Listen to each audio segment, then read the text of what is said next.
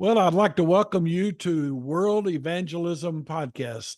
I'm your host, Austin Gardner, and this is a special edition. I am excited because we have a young lady, missionary, serving God in the country of Colombia, who's currently in Mexico in language school. And she has been through a whole lot, suffered a great deal. God has brought her through or is still bringing her through. She has written a book that I want you to be able to get a copy of. And she has so much to share.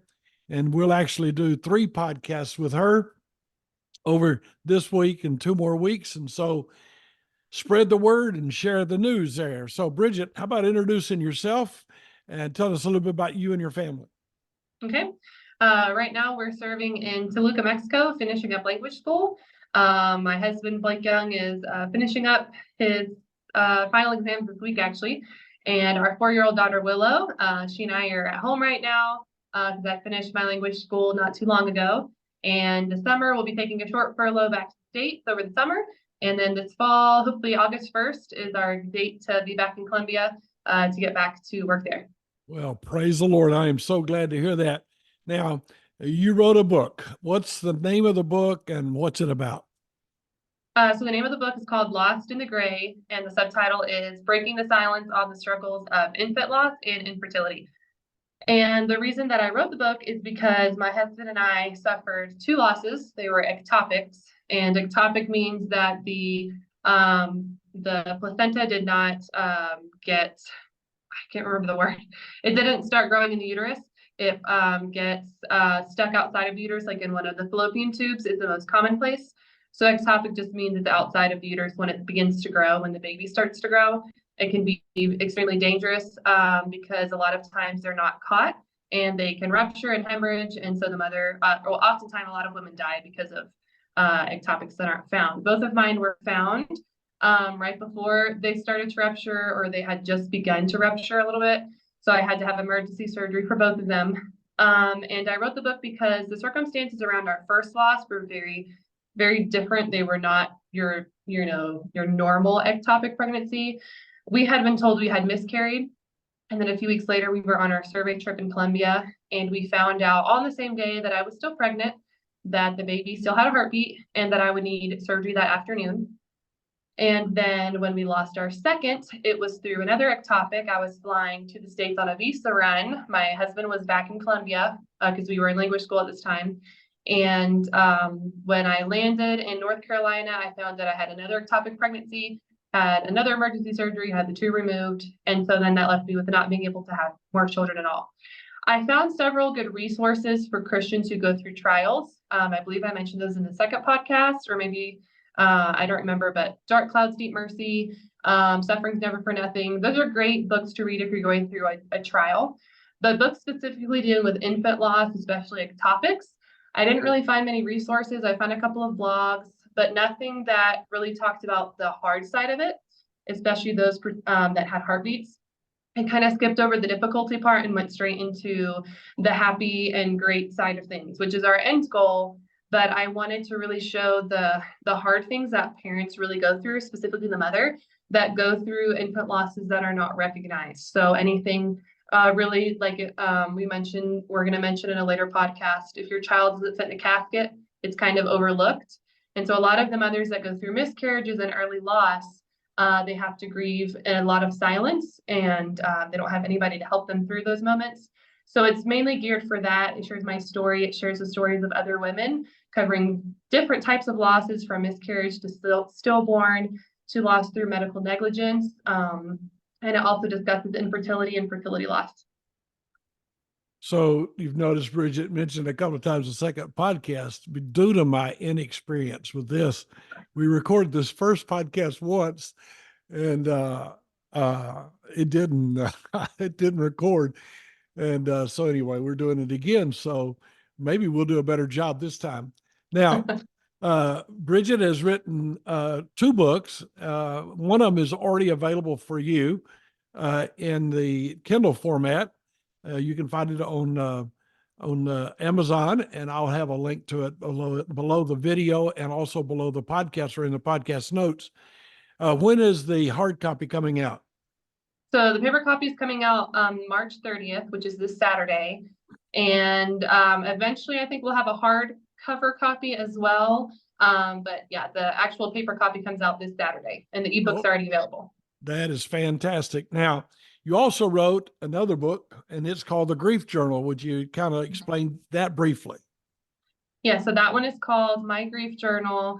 And I can't remember the subtitle right now in this moment because I'm nervous, but it deals with feeling deep truths, or I'm sorry, real feelings and deep truths, I believe is the subtitle, or it's like reversed, something like that. And it's set up in a way to allow people to process and grieve any type of loss. It's not written specifically for infant loss, but it has sections where you talk about, here's how I'm feeling today. You write it all out, get it all out on paper, kind of get your jumbled thoughts organized. And then below that is a section, but here's the truth I'm standing on. And so we can take those feelings and base them on scripture. And yes, I feel upset and angry, but I know that God understands that. I know that God has felt every emotion known to man. I feel abandoned, but the truth is that God will never leave me or forsake me. And so it's something to help mirror, okay, here's what I'm feeling, here's the negative things, but I know the truths of God's word, and that keeps us grounded in scripture. So we can, in a very healthy way, move forward in our grief and process those emotions and feelings and still allow God to use them. It also has a section for just extra journaling, to journal whatever you would like, maybe a letter to your lost loved one, to your child. Some people find that very helpful.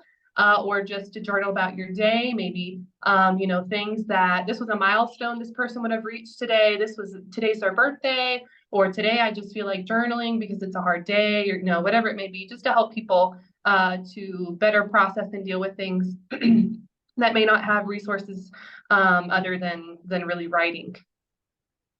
So I'm not sure everything that we covered in the first one. And if I'm missing something, you be sure and jump in and help me so we can get as much of the best material out. You went through a series of emotions, feelings in your life, anger or whatever. And so what would you share about what it's like to be where you've been? It's a place I wouldn't wish it on my worst enemy. It's not a place that anyone ever wants to be or to ever have to repeat. Losing one child is hard enough. It's extremely difficult. It comes with a lot of guilt, whether that loss is you've seen the heartbeat of your child or your child has died already, and then you still have to birth the child.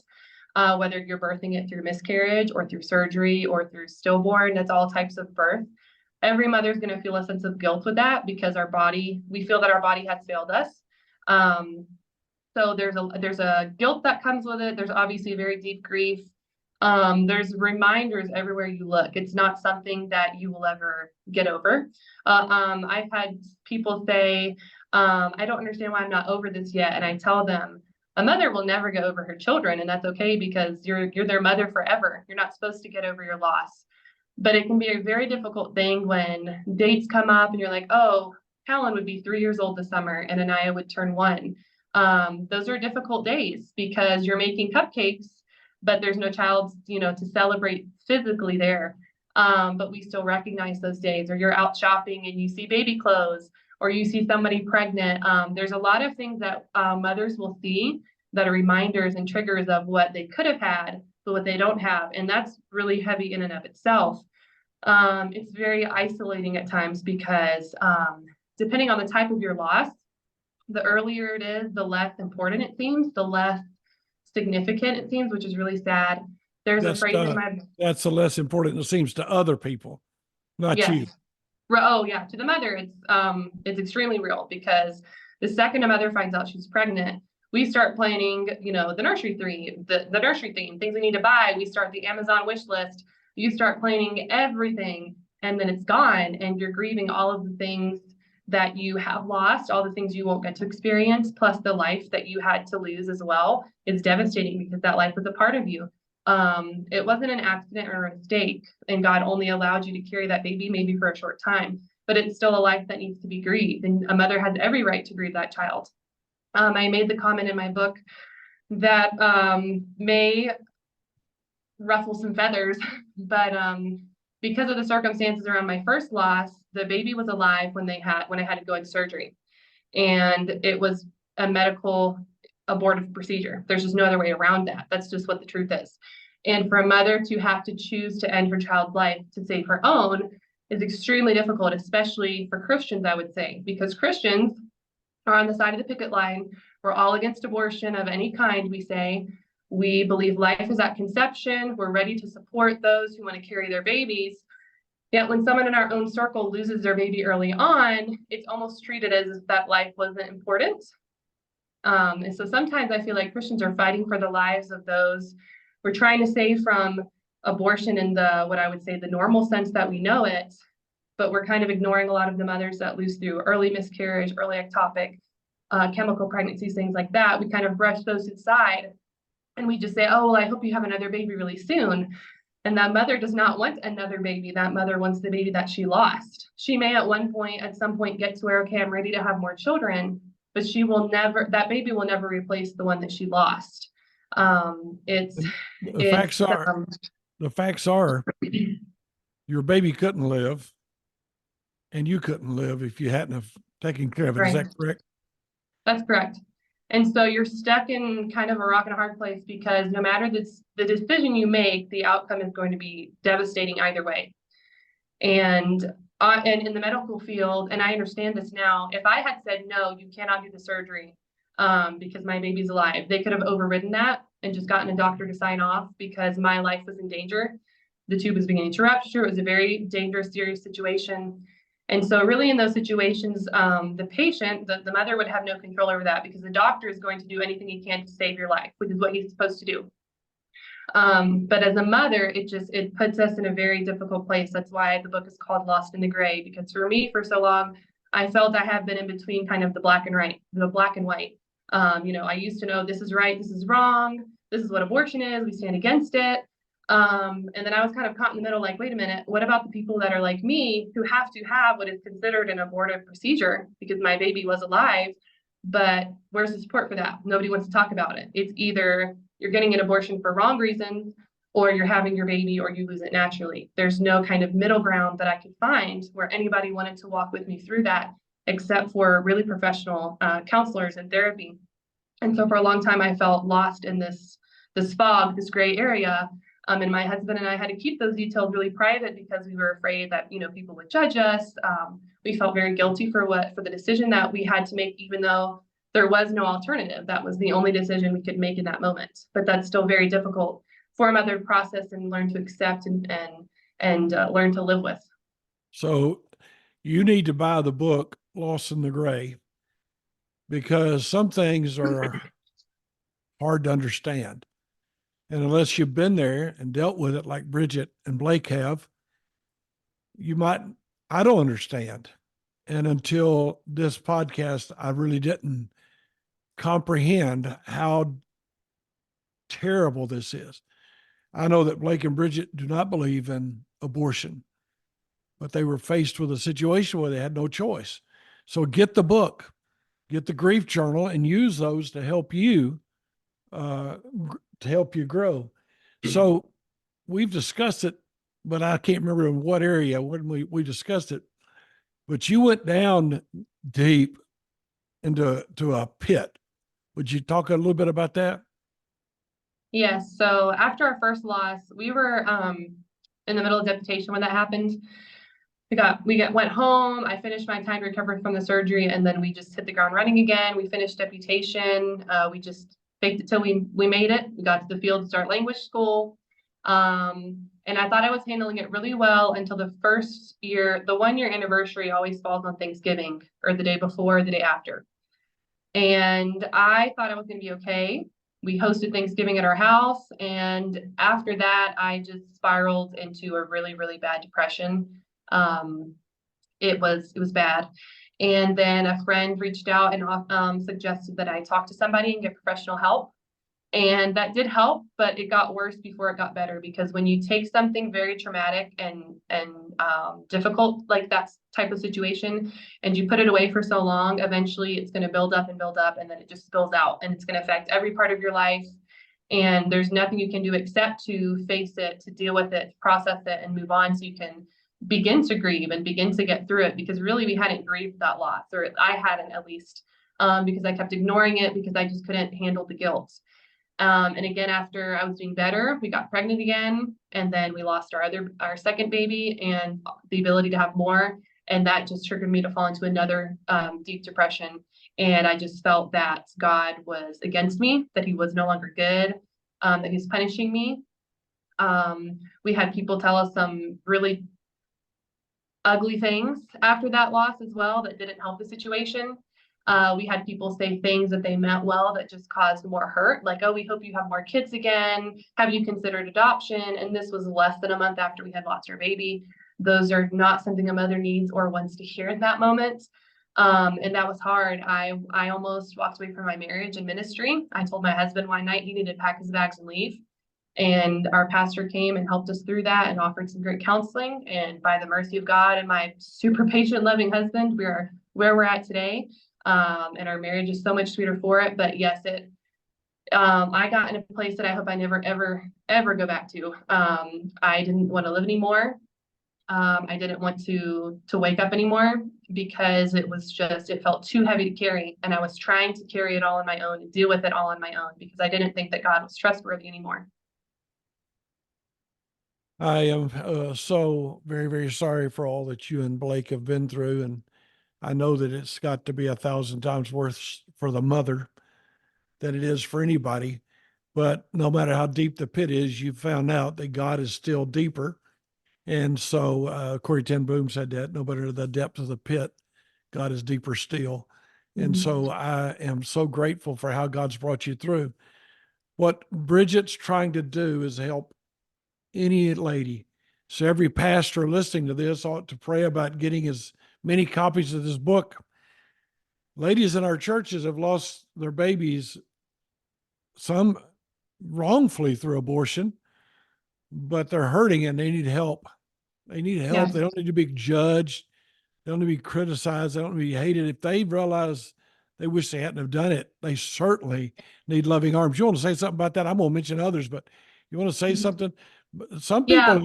people have I'm had an abortion, but they love Jesus. They want love. Exactly. And I bring that up a few times throughout the book.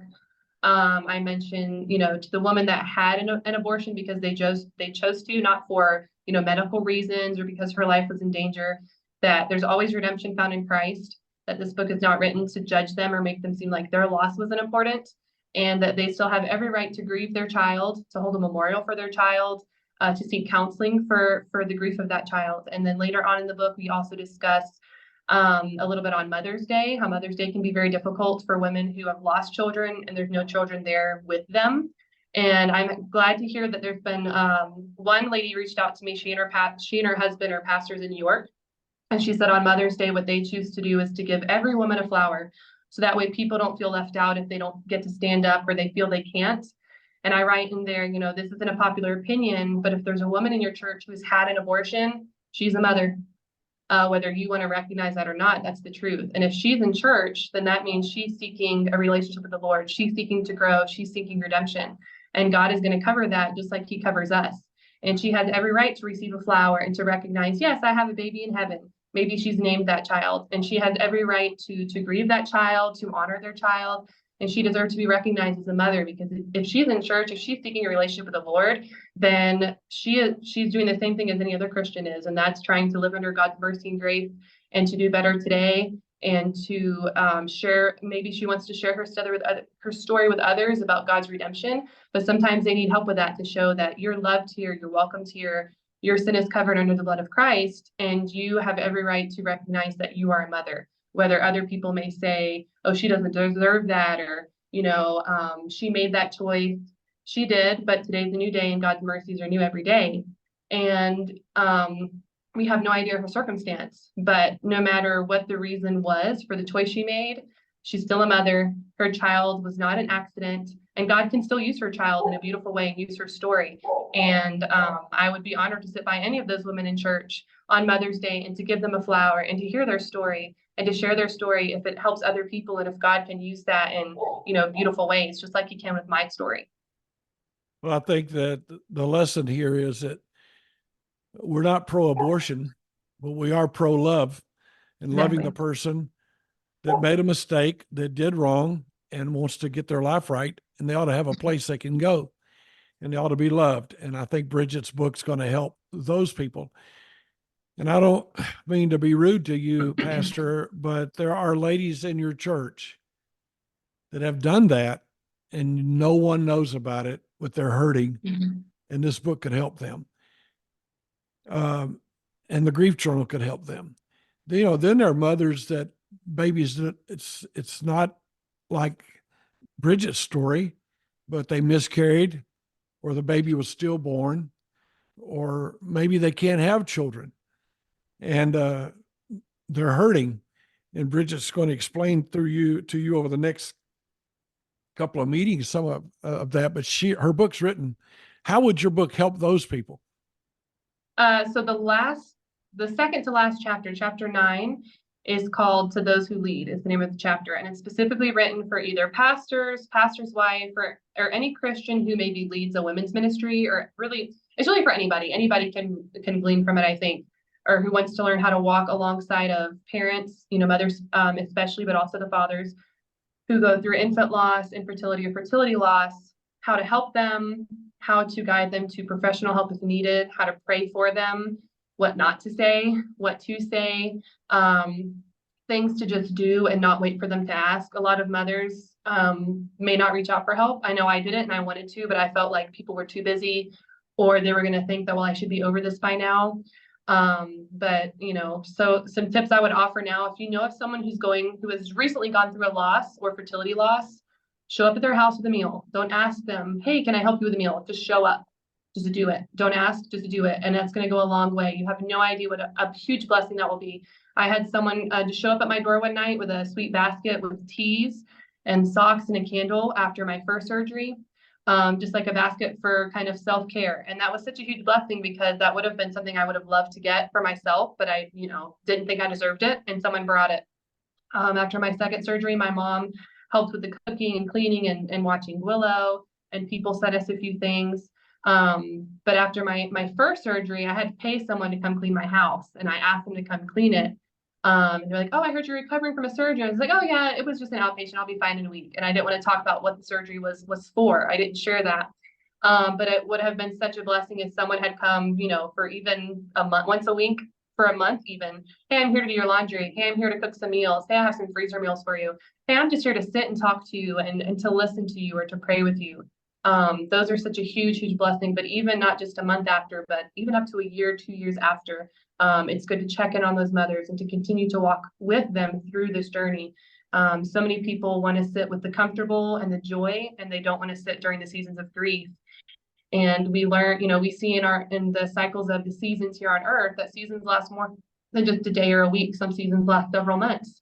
And they repeat. Sometimes you have seasons of grief and it goes away for a while, but it always comes back. And so I talk about that in my book, just to be available for them, just to listen, keep the cliches at home, keep all of the things about we need to be praising right now and rejoicing, that there's a season for that and it will come. Right now, they just need someone to sit with them in their grief, to keep speaking gentle truths in their life, but showing that God is here with you in your grief. He loves you. He's not punishing you. Or, I have a list on how to pray for the woman who's going through that, and even her husband. Pray for her heart to stay tender towards God. Pray for her marriage, because it's very stressful on a marriage to lose a child, especially if you lose a child in any loss is traumatic, but some are it's a different level of trauma, I would say. And so that chapter 9 does discuss that. It's has quite a few different points and suggestions there for people to take what they will. Well, I think that I pastored and led people for over 50 years, and I'm learning from you, and I appreciate it. This is helping me to grow, and I hope as you listen to the podcast that is helping you to grow. And Bridget wants to come alongside people that are hurting. She's been down in the pit and she knows what it's like to hurt. And Lord's bringing her out in lots of ways. She's already out, but as she stated, she's going to have to suffer. You'll never get over it, will you? No, no, because every year there'll be a birthday. Every Christmas we hang up 2 white stockings to represent our babies. Tell them your name, names of your babies. Oh yeah. So our first loss we named Callan Vision Young, and our second loss is Anaya Oak Young, and Anaya means God has answered. And we have things. I used to not display things in my house because I felt that it was not acceptable because they were such early losses. But I have since moved things out where people can see Callan's ultrasound. I have a picture of his heartbeat, and we have Anaya's urn that holds his ashes. Every Christmas we put out stockings for everybody, and I got 2 white ones to represent Callan and Anaya. Every year on their birthday, Willow helps me make cupcakes. So this year we'll be celebrating Anaya's first birthday, probably stateside with my family. That would be the first time we can celebrate one of their birthdays with my family. So I'm looking forward to that. I think that was very sweet. And we'll probably do Callan and Anaya's birthday celebration on the same day because their due dates were less than a month apart, one in May and one in June. So you always have the birthdays. You always wonder, what would it be like running around with 3 little kids, 4 and under? What would it have been like, to experience certain things at certain ages? You wonder, what age would they have been crawling? What would their personalities be like? There's always reminders and triggers that a mother's going to face. And so it's definitely nothing that you get over. And a mother shouldn't. But it changes. The grief does change and evolve with time, and you learn how to better carry it and handle it. But there are still some days where some things are just a lot harder to handle, or it just comes really, really strong, and it was as if it had happened yesterday. And in Callan's, his loss was 3.5 years ago. And there's still some days that it's just as heavy as it was when we went through it. I hurt for you and I hurt with you, and I know Blake hurts. Bridget has a book called Lost in the Gray. And what is the grief journal again? The grief journal is my grief journal. I can't remember the subtitle. I believe it's Real Feelings and Deep Truths, or vice versa, Deep Feelings and Real Truths. I should have written it down so I would remember. We will put that in the show notes, and you can see that and links to get those. She will be with us for 2 more episodes. They're already recorded.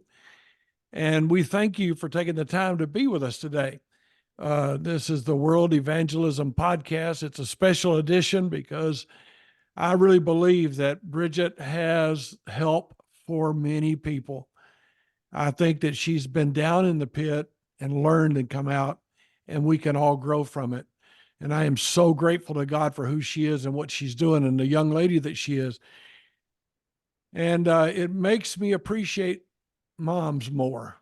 It makes me appreciate what you've been through. And I thank the Lord for that. It's kind of time to quit, Bridget, but do you have some co-authors? Is that correct? Yes. So there's 3 main people that contributed to the book. I have one lady that contributed to the majority of chapter 8, which is on infertility and fertility loss. And then I also had my counselor and grief therapist contribute to 2 chapters, one on grief and marriage, and then the other one, they contributed to the chapter about therapy.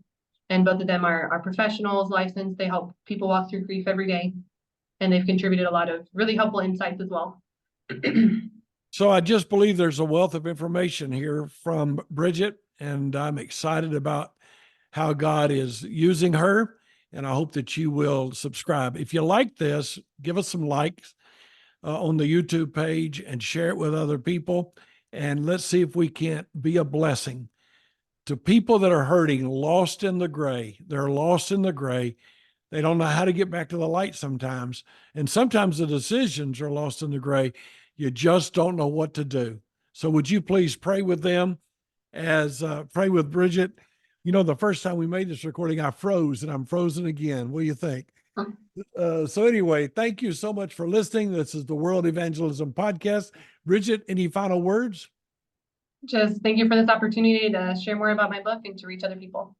Well, thank you all very much for listening today. And I pray that it's been a blessing to you. And I'm frozen every way I look at it. But hey, we will see you the next time. God bless you.